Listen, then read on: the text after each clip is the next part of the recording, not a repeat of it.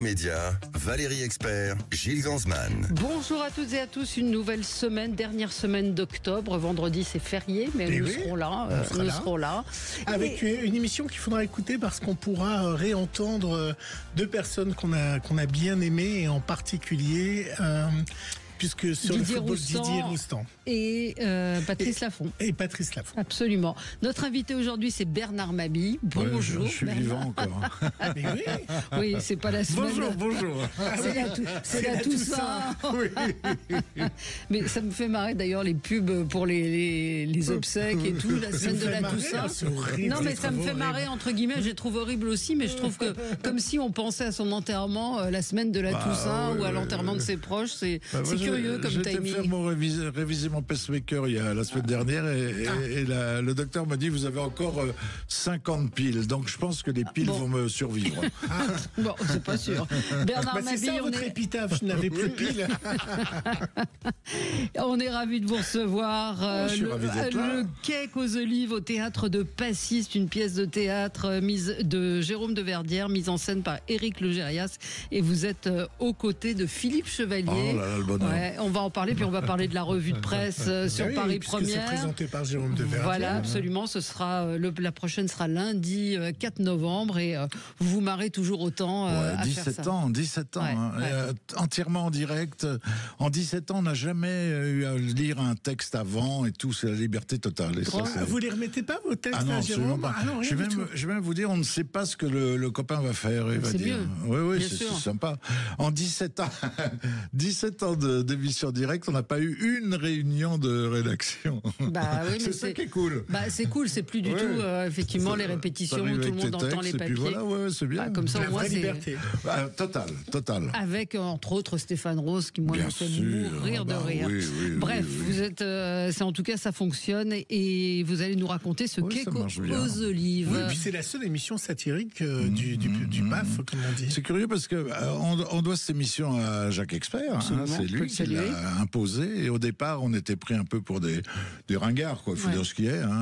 Surtout Paris Première, qui était une chaîne à l'époque un peu à la mode. Branchouille. Branchouille, oui. Et finalement, on a fait toujours des grosses audiences. On fait toujours des grosses audiences et on est toujours là. C'est bien. Bon, C'est un bonheur. on va passer au zapping. Sud Radio Média, l'instant zapping. J-8, T-8. En anglais. Bravo. Avant l'élection américaine, et les choses s'emballent, Valérie, chez les Républicains. Déclaration outrancière, pub provocante, à gogo. Et malgré tout ça, Donald Trump est toujours au coude à coude dans les sondages avec Kamala Harris. Hier, dans le 20h de France 2, le correspondant Franck Genosio s'est rendu en Floride pour un peu interroger et recueillir le témoignage des futurs électeurs. Ils ont envie de voter Trump, hein. Est-ce que je peux vous demander pour qui vous voterez à l'élection présidentielle? Donald Trump. Et pour quelle raison? Je pense que c'est le seul qui peut ramener l'Amérique en haut de l'affiche. Il l'a montré la première fois qu'il a été élu. On avait la meilleure économie de l'histoire quand il était là. J'espère juste qu'il ne cherchera pas à faire payer ceux qui l'ont attaqué ces dernières années, et qu'il ne passera pas l'éponge sur ce qui s'est passé le 6 janvier 2021. Je pense qu'il ne fera pas cette erreur cette fois. Est-ce que vous voterez et pour qui? Vous avez fait un choix? Je suis décidée, je suis républicaine, même si le choix qu'on m'offre ne me convient pas cette année. Vous voulez dire que vous n'êtes pas emballé par Donald Trump? Pas du tout emballée. Je pense même que c'est un fumier. Mais je dois rester fidèle à mes convictions, et je sais qu'il les défendra aussi. Sécuriser la frontière et combattre le droit à l'avortement, c'est le principal. Vous voteriez pour un fumier comme elle? Moi, j'ai regardé hier au Le Madison Square Garden. Quand j'ai vu Hulk Hogan, ça m'a fait quand même hurler de rire. Hurler de rire. Ah oui, il avait du mal à retirer son t-shirt, j'ai vu des Il est extraits. vieux maintenant, ouais. c'est un vieux monsieur, mais ça m'a fait hurler de rire. Mais je me suis rappelé à ce moment-là que j'avais fait moi aussi on faisait des meetings politiques, et les artistes. J'avais beaucoup travaillé pour Chirac. Je faisais le vœu et torchon de Jacques Chirac. Et puis surtout, j'ai fait j'ai présenté le premier congrès du Parti socialiste en 81 à Valence. Ah oui. Ah ouais, où là je présentais les camarades socialistes en leur offrant une rose à la fin de chaque chanson. Ah ouais, je vous ai mangé aux deux râteliers en fait. Ah, tout. Ah bah oui, bah, l'argent n'a pas d'odeur. L'argent n'a pas d'odeur. Du moment que ça paye. Et qui a le plus d'humour, les républicains, le RPR ou les socialistes? Oh mais attends, Chirac, c'était drôle parce que j'étais à l'époque à l'Européen et puis il y avait toute une bande de conseillers de Chirac qui sont venus me voir 2-3 fois en spectacle et qui après me donnaient des conseils en me disant vous allez passer avec Jacques Chirac, mais il faut pas dire ça, il faut pas dire ci et tout. Enfin, vraiment. Ouais. Et à tel point que je me suis dit, est-ce que j'y vais pas. Et quand je suis arrivé, c'était à côté sur l'île de Ricard, là-bas. Chirac est venu me voir et il m'a dit, mais allez-y, rentrez-moi dedans. Ah ouais. Ah oui. Et alors, quand je l'attaquais sur scène, il se levait pour applaudir. Ils sont plus cabots que nous, hein. Ah ouais, parfois ils ont de l'humour. Et donc vous avez regardé la convention cette nuit? Oui, j'ai regardé un peu, oui, Ouais. oui. Je vous conseille, si vous êtes sur X, de lire ce que dit Philippe Corbet, qui était qui a été le correspondant pendant très longtemps d'RTL, qui y était et qui raconte, qui dit c'était un peu freak show, c'est-à-dire le show des horreurs. C'est assez Et intéressant. dans 8 jours, vous regarderez l'élection? Ah bah oui, bien sûr. Je voudrais aller rue d'Aunou, mais je ne sais pas si j'aurai de la place. Oui, c'est vrai. C'est là où ils se réunissent. Les paris et tout. Oui. Vous qui connaissez bien donc les imitateurs, puisque vous avez été un des auteurs importants de Thierry Leluron, samedi dans quelle époque? Eh bien, il recevait Laurent Gérard, qui s'est revendiqué conservateur devant une Zoé de Sagazan médusée d'entendre ce qu'elle entendait. En PLS. Ah ouais, elle était en PLS, la petite Zao. Et il a continué sur sa lancée. On sent qu'il y a une minorité qui emmerde une majorité. Donc c'est vrai que moi... c'est le moment où vous me permettez. Non, je ne vais pas aller dans le sens du wokisme et du néo-féminisme et du véganisme et de tous des trucs en qui nous emmerdent. Votre spectacle, globalement, c'est... Mais je suis libre. Vous savez, la scène est le dernier espace de liberté. C'est ce que vous pensez d'ailleurs? Bien sûr. Vous êtes plus libre bien sûr. sur scène que sur RTL ou ailleurs? Non, RTL, je suis libre, mais je ne vais pas sur les réseaux de cas sociaux, par exemple. Ah bah justement. Ça veut dire que c'est vrai que...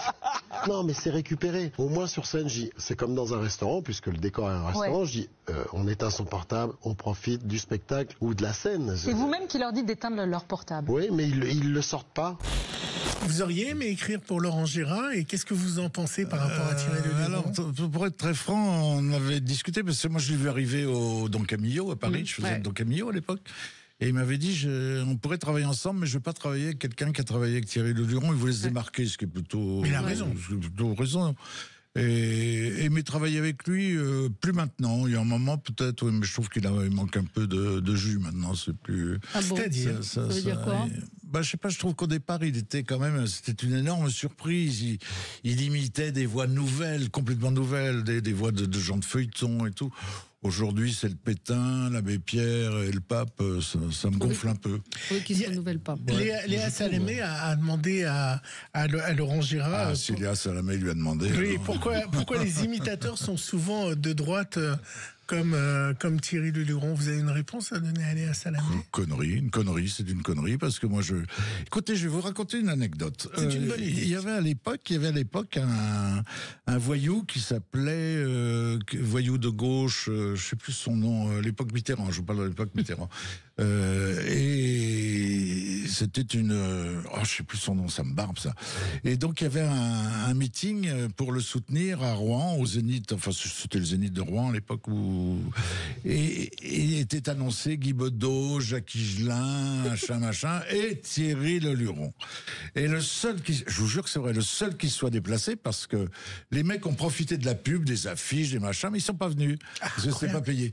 Et le seul qui soit déplacé, c'était Thierry Leluron, qui s'est fait insulter en entrant, siffler et tout, et qui a dit au public mais je sais plus comment il s'appelait ce type, monsieur, vous connaissez que lui. Et s'il tombe sur des juges comme vous, il est condamné d'avance, il a retourné la salle.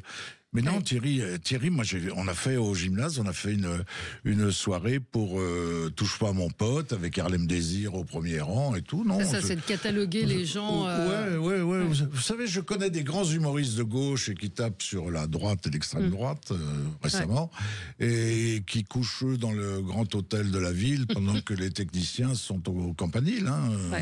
C'est de gauche. Oui, c'est de gauche. Juste, il y a un auditeur qui nous dit une chose, parce que moi j'ai regardé l'émission de Léa Salamé qui a été choquée par une des actrices de culte, la série qui raconte le loft, qui connaissait une chanson de Michel Fugain mais qui ne savait pas qui était Michel Fugain. Ah oui, ça va vite. C'est incroyable. Il était assez incroyable, Michel Fugain. Thierry Leluron, c'est aussi l'imitation de Valéry Giscard d'Estaing. Elisabeth Martichoux a un livre formidable qui sort sur... Pour l'inviter. Bien sûr, avec plaisir, sur l'art de perdre en politique, comment les hommes politiques réagissent à l'échec. Elle est venue en parler dans C'est à vous, et elle a parlé du choc qu'a eu Valéry Giscard d'Estaing en perdant. C'est terrible parce que Valéry Giscard d'Estaing, il n'a pas compris. Il le vit comme une injustice phénoménale. Comment les Français n'ont pas reconnu ma valeur? Après un septennat, c'est vrai, riche de réformes et d'erreurs, mais bon. Et puis il y a l'usure du pouvoir. Mais il n'a pas compris. On utilise cette phrase, j'ai une expression que j'aime beaucoup, il est comme une poule devant un couteau. Il est très étranger à la défaite. C'est un homme qui a gagné, qui a fait ses classes, qui a été conseiller général, député, haut fonctionnaire, inspecteur des finances, très jeune, brillant évidemment au ministère. Et là, il ne comprend pas, mais honnêtement, c'est un traumatisme pour lui. Et d'ailleurs, il aura une forme de dépression. Et oui, Valéry Giscard d'Estaing et Thierry Leluron se parlaient. Ouais. Alors, moi, je dois beaucoup à Valéry Giscard d'Estaing parce que ça vous a beaucoup inspiré. Moi, je suis arrivé avec Thierry en pleine affaire des diamants, donc c'était un truc formidable. Hugues de Wavrin, qui était le patron des jeunes giscardiens, m'a toujours dit que Giscard n'était pas au courant de l'affaire des diamants parce que les conseillers qui lui découpaient la presse le matin avaient tellement peur de sa colère il ne collait pas les trucs choses négatives. Et il l'a découvert trop tard. C'est ce qu'il m'a expliqué, je sais pas, c'est vrai. Incroyable. Mais moi, j'ai vu Giscard et j'ai dîné avec Giscard parce qu'il était venu voir Thierry Leluron à Marigny, donc il était battu et tout. Impressionnant quand même, le regard du bonhomme, impressionnant, vraiment. Et il y avait le Labrador de Thierry qui avait un magnifique collier de diamants. Entièrement sur scène. Et Giscard lui dit, il faudra me donner la marque du collier anti-puce de votre chien. J'ai trouvé ça très marrant. Alors, il y avait beaucoup de politique autour de Thierry, beaucoup. Et oui, alors évidemment, certains en rêvent de devenir Laurent Gérard ou Thierry Leluron. D'autres se disent, alors ça c'est la grande mode, je suis sosie vocal, ça c'est le grand truc. Sosie vocal, sosie vocal, notez. Comme ce candidat qui veut prendre ma place. Vous me direz si c'est un bon imitateur, écoutez. Alors vous êtes, paraît-il, le sosie vocal de Jean-Jacques Goldman. Tout à fait. Lorsque je chante, et peu importe les chansons que c'est, il y a toujours une petite intonation qui fait penser à Jean-Jacques Goldman. Voici Christophe. Minuit se lève en haut des tours, les voix se taisent et tout devient aveugle et sourd. La nuit camoufle. Si mal. J'ai pas dit que c'était pas mal. Ah non, c'est pas si mal. Il manque l'écriture quand même. Oui, c'était un clin d'œil. C'est très agaçant les sosies vocaux. Moi, je suis très agacé. J'étais très fan de Johnny Hallyday. Quand j'ai vu arriver Guégan, je trouve ça scandaleux. Laurent Gérard me fait hurler de rire quand il fait Jean-Baptiste Guégan et tous ceux qui imitent. Pourquoi vous trouvez ça scandaleux? Je sais pas, je trouve que l'affaire Guégan, c'est parti de producteur, il a commencé, moi je le connais parce qu'il a commencé au Valandré, il s'appelait Johnny Junior, et il faisait toutes les foires à la saucisse, les foires aux crêpes, et donc il a été produit par des gens qui l'ont lancé. Je trouve qu'il m'a volé la mort de Johnny, et j'ai pas pu faire mon deuil, quoi. Il est arrivé le lendemain matin, quoi, comme un boulet. Je sais pas si ça marche d'ailleurs, mais je vois pas l'intérêt. Ça a un peu marché, alors là actuellement je vois pas l'intérêt d'aller écouter un faux Johnny qui chante. Chanter Vive le vent, quand même. Oui. Ça, c'était notre grand truc avec Valéry. On aura Papa Noël l'année prochaine. Alors, le 8 novembre paraîtra un nouveau best-of des chansons de France Gall. Et en préparant ce best-of, la Warner, dans un de ses tiroirs, découvre un inédit enregistré en 1974, tout juste au début de sa relation avec Michel Berger. Le titre va être dans ce best-of et ça s'appelle La Prisonnière. Il faut marcher vers lui.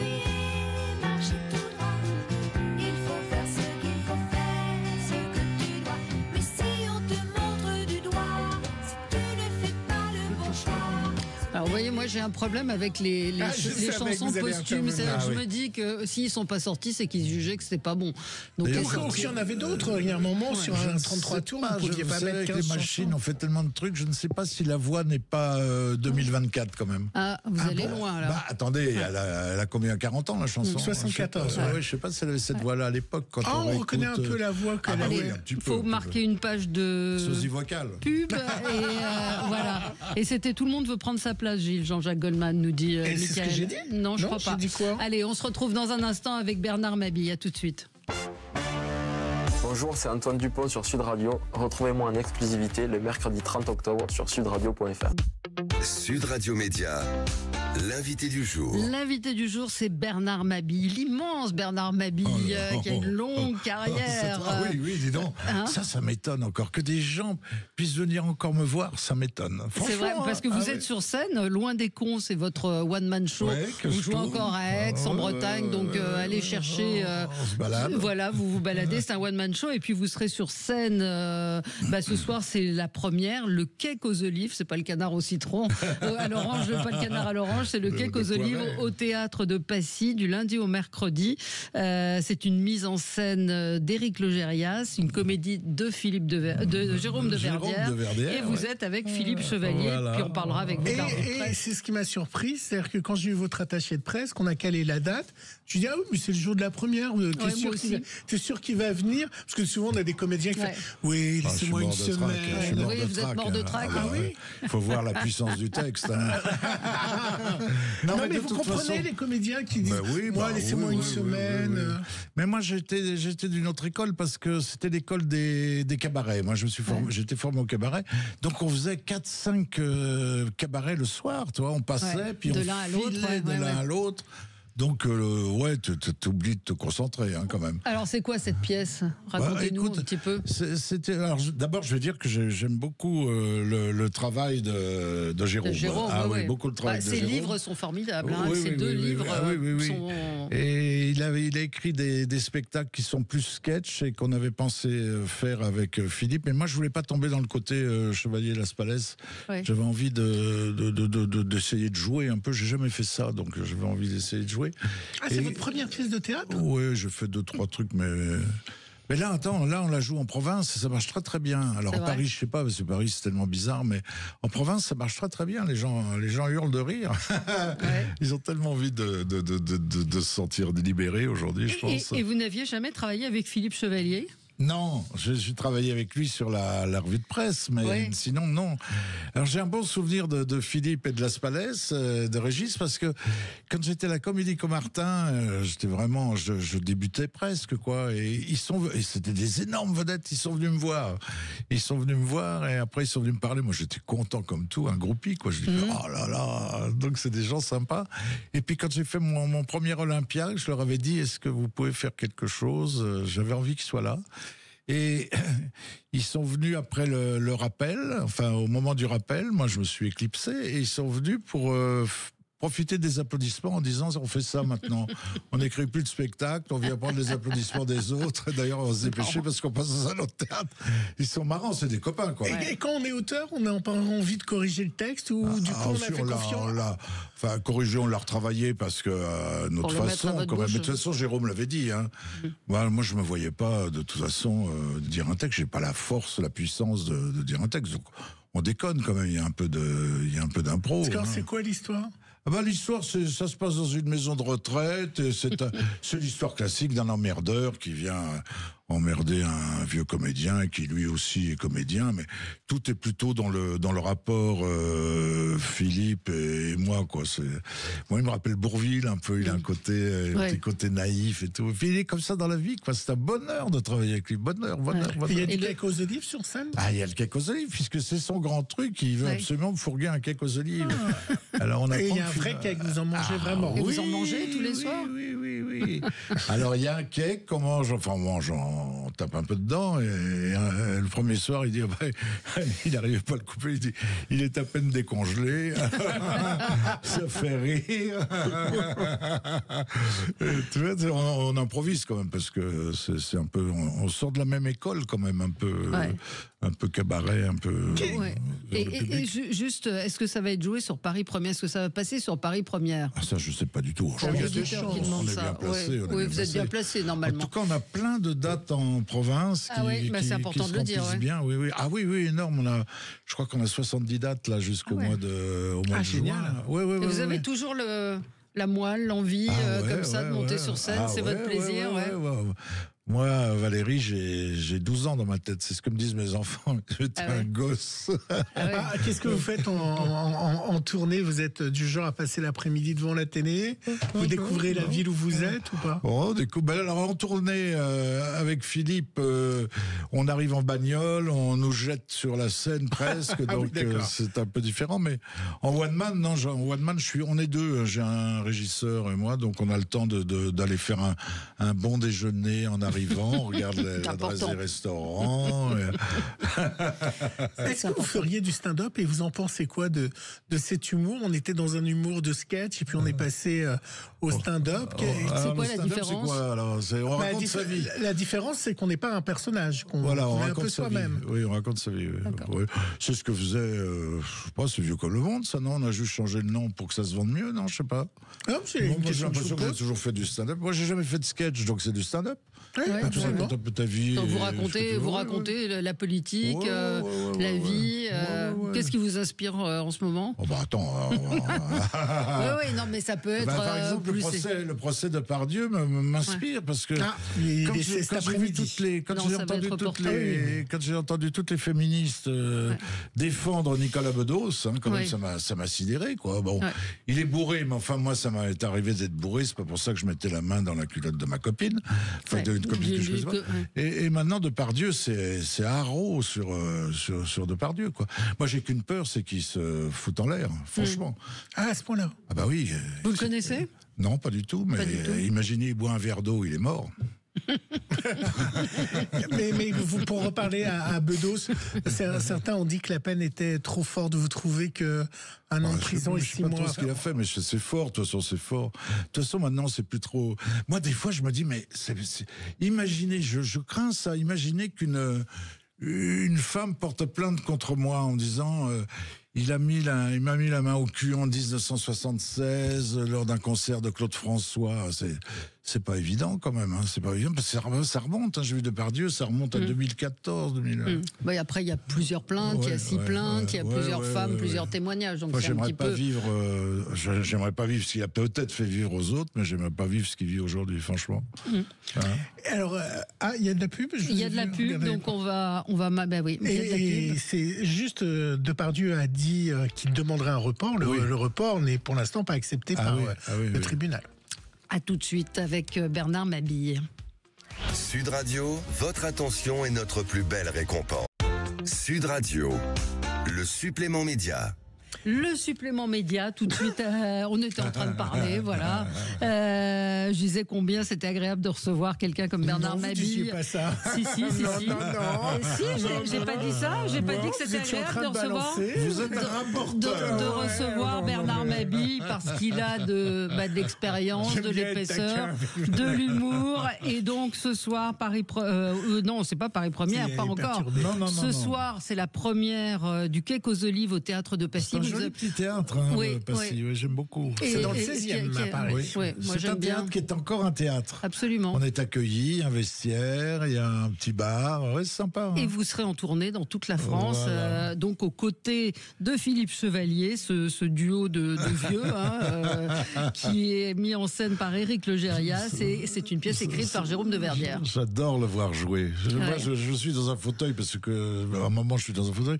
J'adore le voir jouer, Philippe. C'est un bonheur, c'est comme si j'étais au premier rang, c'est génial. C'est quoi votre première phrase ce soir? Vous voilà. Non. Je sais plus. Ça promet. Il vient m'engueuler parce que je me m'étoffe trop fort, mais non, ça va revenir. Moi, je voulais vous demander, on a reçu la semaine dernière Patrick Sabatier, et puis ça fait plusieurs fois qu'on reçoit des gens qui nous parlent de Thierry Luron, donc vous avez été auteur et très proche de lui, et de plus en plus les gens sont sans tabou, parlent de son sida, de son homosexualité, alors que c'était quelque chose qu'il n'avait de son vivant pas parlé. et il n'avait pas voulu parler de sa maladie. Est-ce que ça vous choque, les livres et tout ce qui se passe, et que par exemple Patrick Sabatier nous dise, j'ai pas pu intervenir parce qu'on était pressé par le temps, mais il a dit, j'avais été le voir quand il avait le sida. Et j'ai trouvé ça, par rapport à quelqu'un, logiquement, on respecte la pensée des morts. Absolument, et je peux vous dire que quand il y avait le sida, il n'y avait pas grand monde qui venait le voir. Mais absolument, et c'est pour ça que j'en veux un peu, j'en veux même à Lynn Renaud, qui a quand même dit à la une de Match, je crois, qu'il est mort du sida, alors que Thierry ne voulait pas que ça se sache. Alors que Madame Lynn Renaud continue de parler chez Delahousse de son avortement, ça intéresse tout le monde. Ouais. Et Patrick Sabatier, c'est pas du sida dont il parle. Il parlait de l'homosexualité. Et du sida, de la mort du sida. Il a dit qu'il ne voulait pas, il devait venir, je ne sais plus quel était, il devait participer au jeu de la vérité. Oui. Et ils étaient d'accord. Ouais. Et quand Patrick est parti, Patrick Sabatier, le Luron l'a rattrapé en lui disant, écoute, je ne vais pas le faire parce que je ne veux pas que ma mère apprenne que je suis homosexuel. C'était une époque où on se cachait. Et après, il a parlé du sida, où il avait été le voir. Moi, ayant vécu à côté de Thierry et d'autres, mais c'était des gens très très malheureux, parce que Thierry s'en cachait. Il y avait la famille, à cause de la famille, sa maman et tout. Mais il s'en cachait pour sa mère ou pour une histoire de business? Aussi à cause du public. Voilà. Le nombre tu vois, quand tu disais que tu étais homosexuel à l'époque, tu risquais de perdre la moitié de ton public puisque tu brisais l'image du gendre idéal, du beau garçon. Et ça vous choque qu'on le révèle maintenant ? Moi, je pense que ça devrait rester ça n'intéresse plus personne de toute façon. Ouais. Honnêtement, Thierry, nous on en parle, moi on m'en parle encore, mais les jeunes ne savent pas qui c'est. C'est des trucs secrets. Moi, Thierry m'a dit, je veux pas que ça se sache. Je l'ai vu, j'ai assisté à tout. Et quand il est mort, on n'a pas dit qu'il était mort de ça. Non, on a dit qu'il était mort d'un cancer. Oui. On va parler de la revue de presse sur Paris Première. Vous nous disiez que vous aviez une immense liberté, que chacun faisait ses textes sans les répéter, sans les soumettre. Il n'y a jamais eu de problème. Effectivement, on n'a jamais entendu de plainte ou de. Il y a des invités qui l'ont plus ou moins bien pris. Oui. Mais je pense aussi que c'est le fait d'être sur Paris Première qui est quand même une chaîne un peu moins exposée, on va dire. Je pense aujourd'hui, ça peut être très vite. Oui, ça passerait. Oui, ça aurait pu passer. Oui, je pense que sur France 2. Tout ça, on serait plus là depuis très très longtemps. Mais et puis c'est l'esprit de la chaîne. Mais moi je me régale parce que moi j'écris mes textes. Alors il faut pas dire ça parce qu'on va dire bah oui ça se sent. Mais une heure avant, je m'amuse. Je peux aller jusque là. Oui. Puis il y a une bonne ambiance entre nous tous. On est vraiment copains quoi. Quel homme politique vous avez épaté dans la revue de presse?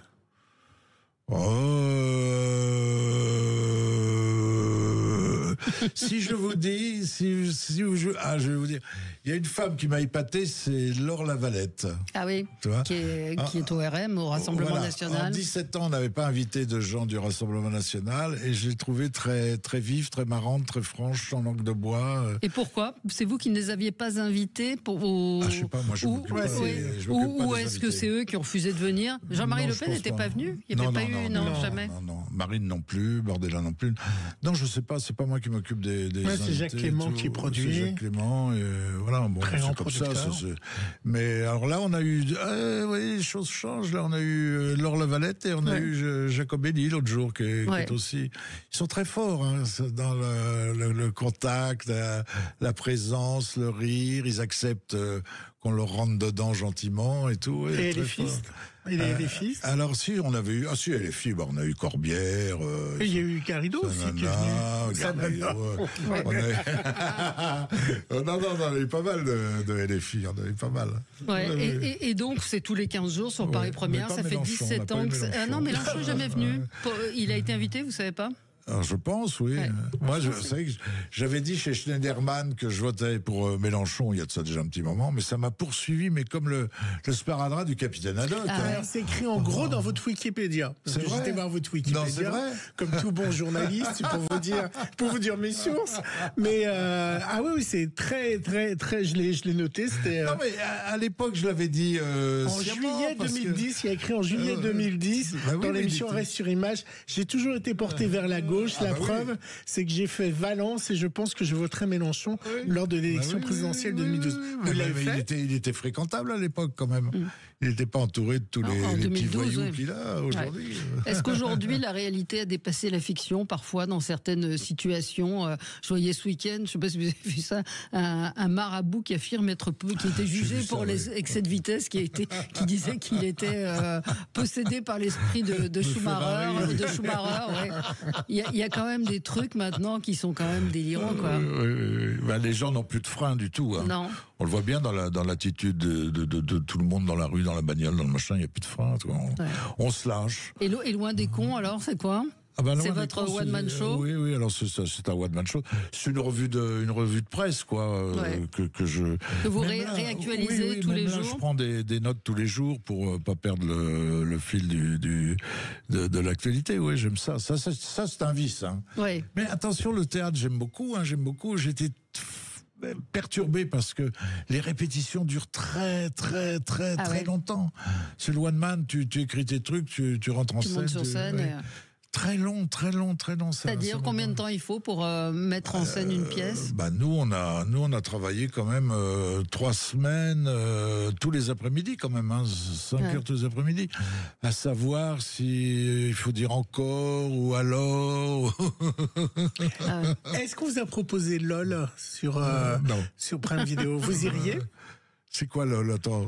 LOL, en fait, c'est des humoristes, alors un peu à la mode. Bon, là, récemment, moi, je suis plus à la mode. Moi. Ah oui, mais c'est pour ça que je pose la question. J'aime bien le d'un dire effectivement. Sympa, il va partir. Oh la vache. Oh là là là là. Non, mais c'est, on va dire, la nouvelle génération d'humoristes qui sont réunis et ils n'ont pas le droit de rire, ils sont enfermés dans une pièce. Ah oui, je le ferai avec plaisir. Mais ils n'ont pas le droit de rire. Bon, là, récemment, il y a eu un petit scandale. Qu'est-ce qu'il y a eu comme scandale? C'est parce qu'il y a, comment elle s'appelle, qui est partie en Claire plein Gardin. tournage. Non, Muriel Robin. Muriel Robin qui est partie en plein tournage, très énervée. Humoriste, Muriel Robin. Voilà, et après, il y a eu Blanche Gardin qui a... Blanche Gardin, moi j'aime beaucoup. Et alors c'est notre étalon, Blanche Gardin. C'est étalon rire, t'en as 2 aujourd'hui, t'as Blanche Gardin et Paul Mirabel, voilà. Ah oui. Ça vous fait rire, Paul Mirabel? Bah oui, mais je suis bon public, moi j'aime bien, oui, il m'amuse. Il me rappelle un peu le Grand Duduche de Cabu, oui, j'aime bien. Ouais. Et Blanche Gardin? Ah, j'aime bien aussi. Mais tu vois, Blanche Gardin fait un sketch sur la sodomie, par exemple. Donc maintenant, c'est un sujet que tu peux... Elle nous ouvre les portes, si j'ose dire. Maintenant, c'est un sujet que tu peux aborder, quoi. Si Blanche Gardin parle de ça, oui. On peut y aller. Vous mettez pas de limite, vous particulièrement. Ça peut aller assez loin. Non. La chance que j'ai, c'est d'être assez physiquement assez banal, même un peu moche. Je pense que si j'avais été un beau mec, j'aurais pas pu me permettre ce genre de truc, mais non. C'est vrai, les humoristes sont moches? Les grands humoristes sont pas terribles quand même. Enfin, regardez Bourvil, il était pas terrible. Fernand Reynaud, il était pas terrible. Ça, c'est les vieux. Il y en a qui sont plutôt pas mal. Il est pas mal. Comment il s'appelle? Mirabel? Ouais. Pas moche. Non. Jérémy Ferrari, il est pas moche. Oui, non, Mirabel, il est pas moche, mais il a un look un peu quand même. Oui, mais il le travaille. Oui, il le travaille. Eh ben moi, je suis moche de nature. Ah, voilà. Non, vous pensez qu'un beau ne peut pas faire rire? Je crois que c'est plus difficile, à mon avis, hein, mais peut-être que c'est une erreur. Je pense que c'est difficile, oui. Regardez, Philippe Chevalier, il est pas beau. Il fait beaucoup rire. Il va être content, Philippe, si tu nous écoutes. Voilà. Non, c'est vrai, est-ce qu'il y a des beaux humoristes? Je sais pas. Hein, il est pas mal, celui de La Grande Semaine. Oui, de La Grande Semaine, comment il s'appelle? La Grande Semaine. Il est plus... Non, comme vous êtes, Jérémy... Crédville. Jérémy Crédville. Ah oui, j'ai fait les grosses têtes avec lui l'autre jour, oui, il est pas mal. Pas mal. Bon, allez, on est sur du totalement futile. N'importe quoi, on va monter une agence de rencontre. Absolument. Le Cake aux olives, donc de Jérôme de Verdière, écrit par Jérôme de Verdière. Moi, je vous conseille vraiment ces 2 livres qui sont des petits bijoux. On en a dit beaucoup beaucoup de bien dans le coup de cœur des libraires. Et donc, il a écrit cette pièce qui est mise en scène par Éric Logérias. Vous êtes aux côtés de Philippe Chevalier. Quelqu'un de très drôle, Éric Logérias. Ouais. On vous retrouve également Loin des cons. C'est votre one-man show. Donc, vous allez sur les réseaux pour trouver les dates. Et puis, la revue de presse, évidemment, qu'on retrouvera lundi prochain, je crois. Le 4, la veille novembre. des élections américaines.